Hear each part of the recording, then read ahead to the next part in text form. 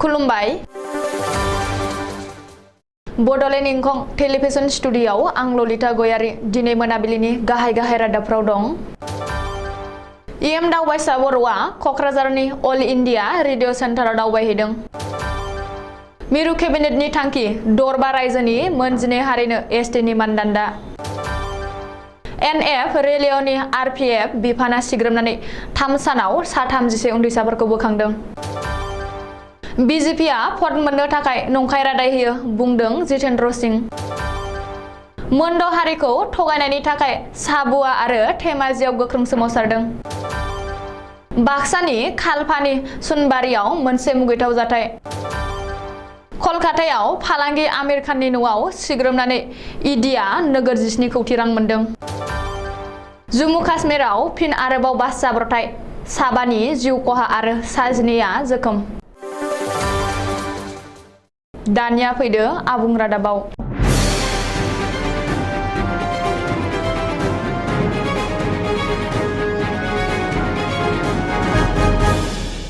बिटिआरनि इएम दावबायसा बर'आ दिनै क'क्राझाराव थानाय बड'लेण्डनि गंसेल' रेडिअ सेन्टाराव दावबायहैदों। बिटिआरनि आरिमु बिफाननि मावफुं सोद्रोमा दावबायसा बर'आ दिनै क'क्राझार जिल्ला हारिमु आफादनि दैदेनगिरिफोरजों लोगोसे क'क्राझार रेडिअ सेन्टाराव दावबायना नायदिंहैयो आरो खौरां लाहैयो। मिथिनो हानाय बायदिब्ला इएम दावबायसा बर'आ दिनै क'क्राझार अल इन्डिया रेडिअ सेन्टाराव दावबायहैनानै रेडिअ सेन्टारनि मावख'गिरि धरणी कान्त बसुमतारीजों गासै जेंनाफोरनि सायाव सावरायलायनायनि गेजेरजों मिथिनानै लायो। बेजों लोगोसे क'क्राझार रेडिअ सेन्टारनि जेंनानि सोमोन्दै बिटिआरनि गाहाय प्रमद बर'नो फोरमायनानै बे रेडिअ सेन्टारखौ फोजौखांहोनो थाखाय बिटिआरनि सोरखारनिफ्राय भारत सोरखारखौ नारसिनगोन होनना दावबायसा बर'आ खोथा होबोयो। मख'नो गोनांदि बड'लेण्डनि गंसेल' नायल' क'क्राझार रेडिअ सेन्टारा थांनाय गोबाव बोसोर सिगांनिफ्रायनो मिरौ जिरौयै सोलिबोदों। आथिखालावबो बे रेडिअ सेन्टारनि थासारिया जोबोर गाज्रियाव दङ। बुंनो थाङोब्ला क'क्राझार रेडिअ सेन्टाराबो बिटिआरनि मोनसे दोहोन। नाथाय सम थाखानाय बे रेडिअ सेन्टारखौ फोजौखांनायनि सोलाय बन्द जासिगोननि खौरांफोरखौसो खोनानो मोनबोबाय थादों। नरेन्द्र मदि दैदेननाय मिरु सोरखारा मोन 12 हारिफोरनो एसटि होनो थांखि लाबाय। मिथिनो हानाय बायदिब्ला दरबा रायजोनि मोन 12 हारि आरो मोन 5 हारिसाफोरनो एसटिनि मानदान्दा होनो थाखाय मिरु सोरखारनि केबिनेट मेलाव थांखि लाबाय। छत्तीसगढ़, कर्नाटक, तामिलनाडु, हिमाचल प्रदेश आरो उत्तर प्रदेशनि मोन 12 हारिफोरा ट्राइबेल एबा एसटिनि खाबुखौ मोननो हासिगोन। भारत संबिजिरनि 1950 आयेनखौ सोदांनानै बै हारिफोरनो मिरु सोरखारा एसटि होबाय। नाथाय बे खेबावबो थालांबावबाय आसामनि मोनद' हारिया। मिरु सोरखारनि केबिनेट मेलाव गुबुन मोन 12 हारिनो एसटि होनो थांखि लादोंब्लाबो बे मोन 12 हारिफोरनि फारिलाइयाव आसामनि मोनसेबो हारिया गैया। मिरु सोरखारनि केबिनेट मेलाव आसामनि मोनसेबो हारिनि सायाव सावरायाखै आरो बेनि बागै थांखि दैखाङाखै। ओरैहाय मिरु सोरखारा दरबा रायजोनि गुबुन मोन 12 हारिफोरनो एसटि होनो थांखि लानायनि उनावनो आसामाव गोख्रों खुद्रिनाय सोमजिदों। मानोना थाई, आहम, कच राजबंशी, मरान, मटक, चुटिया आरो साहा बागानिया आसामनि बे मोनद' हारिफोराबो गोलाव समनिफ्रायनो एसटि दाबि बोगासिनो दं। नाथाय मिरु सोरखारनि केबिनेट मेलाव आसामनि बे मोनद' हारिनि बागै सावरायनाय जायासै। जाउनाव आसामनि मोनद' हारिफ्रा सोरखारनि सायाव गोख्रों खुद्रिसारदों आरो आसामनि मोनद' हारिखौ एसटि खालामनायनि मुङाव मिरु सोरखारा फिन खेबसेबाव एखुथा खालामना लाखिबाय होननानैबो एसटि दाबिनाय माहारियारि आफादफ्रा गोख्रों अजद होदों। एनएफ रेलिअ'नि रेलिअ' प्रटेक्शन फर्स सुंद'यै आरपिएफ बिफाना एनएफ रेलिअ'नि गुबुन रेल स्टेशन सिग्रोमनानै 33 उन्दैसाफोरखौ बोखांनो हादों। एनएफ रेलिअ'नि गुबुन रेल स्टेशनाव सानथाम सिग्रोमनानै आरपिएफआ 33 उन्दैसाफोरखौ बोखांनो हादों। मिथिनो हानाय बायदिब्ला आरपिएफ बिफाना एनएफ रेलिअ'नि गुबुन रेल स्टेशनाव थांनाय 10 सेप्तेम्बरनिफ्राय 13 सेप्तेम्बरसिम सिग्रोमनानै सानथामनि गेजेरावनो 33 उन्दैसाफोरखौ बोखांनो हादों। बबेखानि बोखांनो हानाय उन्दैसाफोरखौ गावबा गावनि बिमा बिफा दिथागिरि चाइल्ड लाइन आरो NGO-फोरनो रैखाथियै गथायनानै होबाय होननानै NF रेलिउआ मोनसे प्रेस बिबुंसार जारि खालामनानै फोसावदों। RPF बिफाना बोखांनो हानाय खुदियाफोरनि गेजेराव माखासेया बिमा बिफा आरो दिथागिरिफोरबो गैजायै स्टेशन बिबायग्रा, माखासेया सुबुं लांखारग्रा हानजाजों लांखारजानाय आरो माखासेया गावबा गावनि न'निफ्राय खारखोमाबोनाय होननानैबो प्रेस बिबुंसाराव फोसावदों। BJPआ भट मोननो थाखायल' नंखाय रादाय होयो। बे अजदखौ होदों कंग्रेसनि गाहाय नेहाथारि जितेन्द्र सिंहआ। मख'नो गोनांदि बावैसो दरबा रायजोनि मोन 12 हारिफोरखौ ST नि गनायथि होनो मिरु सोरखारा थांखि लादोंमोन। नाथाय गोलाव समनिफ्रायनो ST दाबिनाय आसामनि मोन 6 हारिफोरा बे खेबावबो थालांबाय। बेखौ लोब्बा लाना गुवाहाटीआव दावबायफैनाय कंग्रेसनि गाहाय नेहाथारि जितेन्द्र सिंहआ दिनै खौरांगिरिनि सिगाङाव बुंदों दि आसामनि मोन 6 हारिखौ ST खालामनायनि मुङाव BJPआ थगायगासिनो दङ। बियो गोदान बाथ्रा नङा एबा सोमोनांनांगौ बाथ्रा नङा। BJPआ भट मोननो थाखायल' नंखाय रादाय होयो। बबेखानि गादार MLA-फोरनि हेंथायै गोख्रों राहा लागोन। दाबो गादार MLA-फोरनि सायाव दोलोआरि नायबिजिरनाया सोलिगासिनो दं होननानैबो जितेन्द्र सिंहआ खौरांगिरिनि सिगाङाव बुंदों। मख'नो गोनांदि गुवाहाटीआव थानाय राजीव भवनाव दिनै आसाम प्रदेश कंग्रेस कमिटिनि मोनसे आफादारि मेल जथुमदोंमोन। APCC-नि आफादगिरि भुपेन बरा बिधान सभाया हेंथा दोलोनि दैदेनगिरि देबब्रत शइकियाजों लोगोसे APCC दैदेनगिरि सोद्रोमाफोर बाहागो लाना कंग्रेसनि आफादारि मेलाव कंग्रेसनि गाहाय नेहाथारि जितेन्द्र सिंहआबो बाहागो लाफैदों।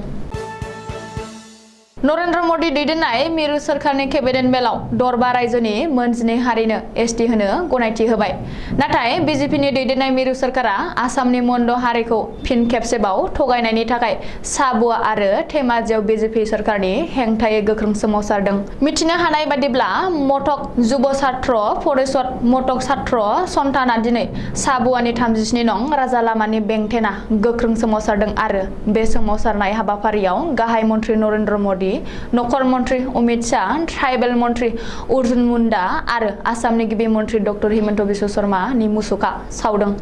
गुबुन फारसे धेमाजि जिल्लानि थाइ आहम फरायसा आफादनि दैदेननायाव धेमाजि नोगोरनि सारियालियाव 15 नं राजा लामायाव होबथानानै सोमावसारदों आरो गाहाय नरेन्द्र मदि आरो गिबि मन्त्रि हिमन्त बिश्व शर्मानि मुसुखा सावदों होननानै मिथिनो हादों। मख'नो गोनांदि गिबि मन्त्रि डक्टर हिमन्त बिश्व शर्मानि दैदेननायाव आसामनि मोन 6 हारिनि ST होनायनि सायाव मडेलिटि बानायनो थाखाय मोनसे कमिटि दानाय जादोंमोन। नाथाय बे मडेलिटि कमिटिआ गथायनाय रिपर्टखौ मिरु सोरखारनि केबिनेट मेलाव रायखाङिनि थाखायनो आसामनि मोन 6 हारिया ST-नि मानदान्दा मोननायनिफ्राय गोजान जानांदों होननानै सोमावसारग्राफ्रा दाबि खालामदों। बबेखानि BJP सोरखारनि बे फान्दायनाय आरो लेहेमिया हाबा मावनायनि फिननाय होनो थाखाय थाइ आहम फरायसा आफादा जानजि खाफ्राबाय होननानैबो सोरखारखौ गोख्रों हुमखि होदों। बाक्सा जिल्लानि सालबारि महकुमानि गबरथाना थाना बेन्दोङाव थानाय सुनबारि गामियाव सासे आइजोआ गुबुन हौवा गोसो थोनानै मोजां मोननाय हौवाजों लोगो नांनानै फिसायखौ बुथारनानै बेखि दैमायाव फोजावहरदों। जायगानि सुबुंफोरनि बुंनाय बादिब्ला सुनबारि गामिनि साहादत आली मुंनि सासे सुबुङा एबा सेंग्राया आयेन बेरेखा हाबा जाखानाय आइजोखौ गोसो थोनानै गामिनिनो जामालुद्दिन मुंनि सुबुंखौ बुथारनानै बे मुगैथाव जाथायखौ खालामदों। जामालुद्दिननि बिसि जयगन्नेसा आरो साहादत आलीनि गेजेराव गोसो थोनाया गोबाव समनिफ्रायनो स्रोदै सोलिबोगासिनो दंमोन। जायनि जाहोनाव फिसाय जामालुद्दिनखौ बुथारनानै गावसोरनि गोसो थोलायनायखौ सुफुंनो नाजादोंमोन। जामालुद्दिननि बिसि आरो बिनि मोजां मोननाय सेंग्रा साहादत आलीया सालबारि महकुमानि SDPO समिरन बैस'नि दैदेननायाव गबरथाना आरो बाहाबारि पुलिसा जाथाय जानाय जायगायाव नुजाथिहैनानै SDRF-नि हेफाजाबजों जामालुद्दिननि गोथै देहाखौ नागिरनो जागायदों बेखि दैमायाव। नाथाय गोमानानै थानाय जामालुद्दिननि जेबो गुमुर नागिरनानै मोनाखै। अदेबानि बे समाव पुलिसा जामालुद्दिननि बिसि जयगन्नेसा आरो साहादत आलीखौ खानानै गबरथाना थानायाव सोंथि खालामगासिनो आरो सेबगासिनो दं। सालबारि महकुमा पुलिसनि नायबिजिरनायनि उनावसो जाथाय जानायनि गुबै जाहोन सोराङाव फैगोन। बे जाथाया ओनसोल नाङैनो सोमोनांथाव थासारि सोमजिहोदों। मबाइल गेमिं इउजार एप खुलिफ्लानानै कौटि कौटि रां खामायनाय आरो इउजार्सफोरखौ थगायनाय कलकातानि फालांगि आमिर खाननि न'आव सिग्रोमनानै एनफर्समेन्ट डाइरेक्टर एबा ईडीआ गासै नोगोद 17 कौटि रां बोखांनो हादों। ईडीआ खौरांगिरिनि सिगाङाव मिथिहोनाय बादिब्ला आमिर खाननि न'आव गासै गंजि ट्रां एबा बाक्सु मोनदोंमोन, नाथाय गंबा ट्रांआव 200, 500, 2000 रांनि नट गासै 17 कौटि रां मोननाय जादों। मख'नो गोनांदि कलकातानि पार्क स्ट्रीट पुलिस स्टेशनाव थगायनाय आरो दोनखोमानाय एबा फोलानायनि दाय जाबसिननानै फालांगि आमिर खाननि बेरेखायै सासे मबाइल गेमिं इउजारआ एफआइआर होदोंमोन। बेनि उनाव पुलिसआ केसखौ लादोंमोनब्लाबो गोजोननाय मोनैनि थाखाय बिजिरसालिया बे केसखौ ईडीनो होदोंमोन। जम्मू काश्मीरनि रेजौरीआव गंसे बासआ हाजो लामानि गोथौ हाखराव गलांनानै जाब्रबथाय जादों आरो साबा हान्थियारिफोरनि जिउ खहा जादों, लोगोसे सा-7आ जोखोम जादों। जोखोम जानायफोरखौ रेजौरी सोरखारि मेडिकेल कलेज आरो हस्पिटालाव देहा फाहामथायनि थाखाय थिसननाय जाबाय होनना सुलुङाव मिथिहोदों। सुलुङाव फोरमायनाय बादिब्ला जाब्रबथाय जानाय बासआ बृहस्पतिबारखालि फुंनि समाव रेजौरीनिफ्राय पुंछ फारसे थांगासिनो दङमोन। बे समावनो जाब्रबथाया जायो। बे खौरांखौ मोननानै जम्मू काश्मीरनि लेफ्टिनेन्ट गभर्नर मनज सिन्हाया दुखु मोननाय फोरमायदों आरो जोखोम जानायफोरखौ देहा फाहामसालिनि गासैबो खरसाखौ जम्मू काश्मीरनि सोरखारा बानजोबगोन होननानै गावनि टुइटार एकाउन्टआव लिरनानै मिथिहोदों। मख'नो गोनांदि बेनि सानसे सिगाङाव बुधबारखालि पुंछ जिल्लायाव गंसे मिनि बासआ हाजोनि गोथौ हाखराव गोग्लैलांनानै सा-10आ जायगायावनो जिउ गोमादोंमोन आरो हस्पिटालाव सासे थैनानै गासै सा-12नि जिउ खहा जादोंमोन। दिनै मोनाबिलिनि रादाबा एसेनोसै, गोजोन्थों।